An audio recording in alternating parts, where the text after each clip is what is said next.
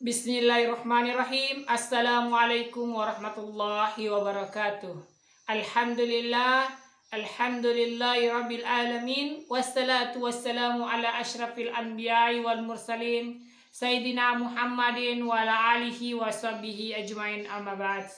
Alhamdulillah, sebuah untaian huruf yang harus kita ucapkan kepada Allah Subhanahu wa ta'ala, karena kita telah diberikan nikmat, baik itu nikmat kesehatan maupun nikmat kesempatan, terlebih-lebih lagi nikmat keimanan. Alhamdulillah.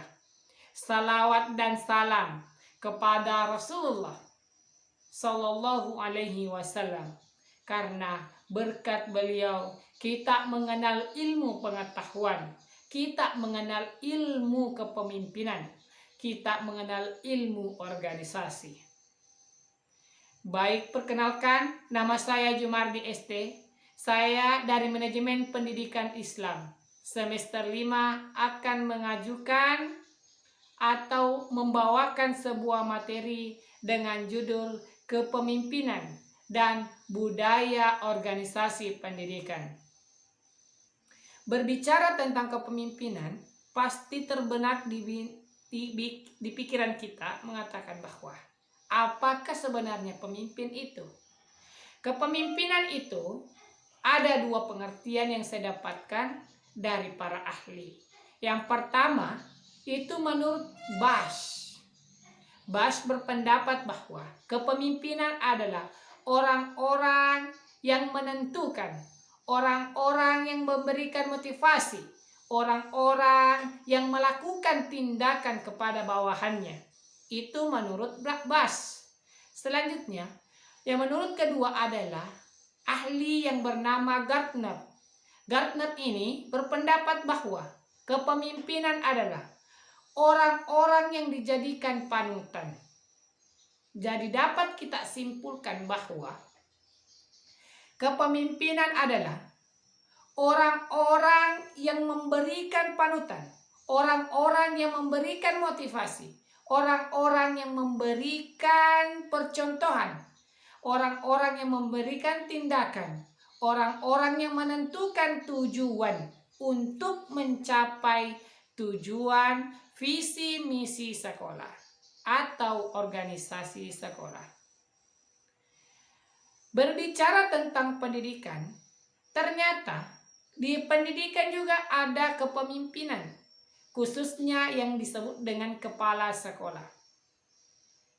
Kepala sekolah adalah orang-orang yang memimpin, orang-orang yang menjadi leader, orang-orang yang menjadi panutan, orang-orang yang menjadi motivasi, orang-orang yang dianggap sebagai kepala dalam suatu organisasi atau instansi pendidikan, khususnya sekolah. Jadi, kepala sekolah itu adalah pemimpin dalam suatu organisasi atau instansi sekolah. Berbicara tentang kepala sekolah, pasti terbenak di pikiran kita, apa sih tugasnya dari kepala sekolah itu? Sebenarnya kepala sekolah mempunyai banyak tugas, tetapi ada beberapa yang saya jelaskan. Yang pertama adalah kepala sekolah sebagai pemimpin. Kepala sekolah sebagai pemimpin, ya, memang karena dalam suatu instansi pendidikan, kepala sekolah itu dianggap sebagai pemimpin, dianggap sebagai leader. Tugas yang kedua yaitu kepala sekolah sebagai administrator. Kenapa disebut sebagai administrator? Karena sebenarnya yang melaksanakan atau melengkapi semua administrasi sekolah adalah kepala sekolah, tetapi dengan catatan dibantu oleh tenaga usaha atau tata usaha. Selanjutnya, kepala sekolah bertindak atau bertugas sebagai motivator. Kenapa disebut sebagai motivator? Karena kepala sekolah itu melihat, mengontrol, terlibat langsung apabila terjadi kendala pada guru dan kendala pada siswa. Di sini kepala sekolah berperan sebagai pemberi semangat, memberikan support kepada guru yang sedang ada kendala dan siswa yang ada kendala.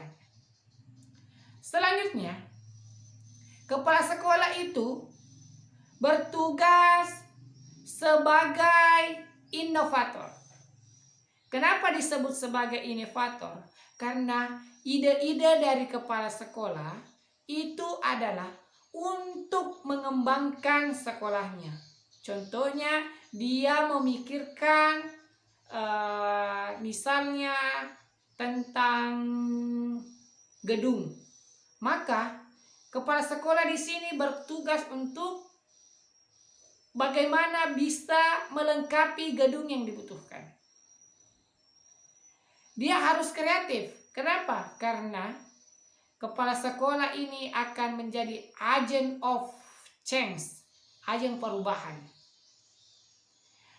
Selanjutnya, kepala sekolah itu sebagai supervisor. Kenapa disebut sebagai supervisor? Karena kepala sekolah di sini berperan sebagai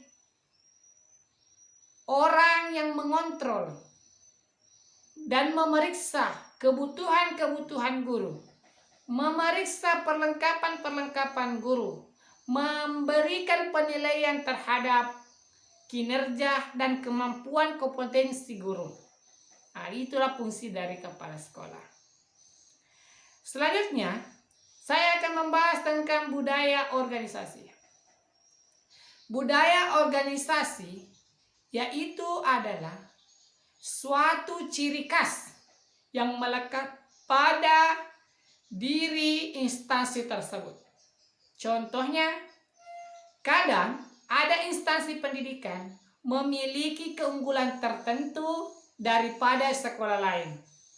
Kadang juga kepala sekolah ini atau sekolah ini memiliki kelebihan tertentu, tetapi tidak dimiliki oleh sekolah lain.